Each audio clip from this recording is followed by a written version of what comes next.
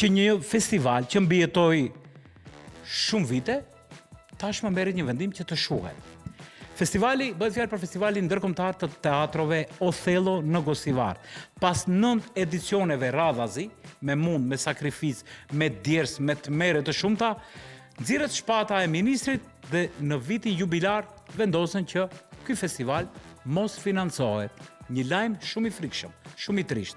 Dhe unë këtu në studio bashkarisht do ta ndajmë me mikun tim Argjend Hasani, njëkohësisht drejtor i këtij festivali. I këtij fëmije i cili u rrit, i bën 9 vjet dhe ata që duhet ta vazhdojnë rritjen e tij, po ja këpusin këmbët. Argjend, mirëmëngjes dhe mirë se erdhe. Mirëmëngjes dhe faleminderit për ftesën, drejtor.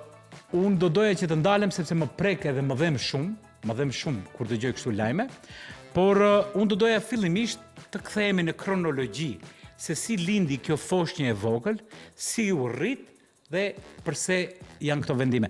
Hajde të kthehemi në fillim. Si lindi ideja e Othellos, më thuaj? Çfarë i mungonte Gosivarit në atë kohë dhe çfarë të shtyu ti që ta krijosh?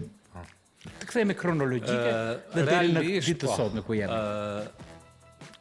Ti the shumë fillim, besoj që do kthehemi pastaj tek ato, por do japim një kronologji festivalit internacional Othello.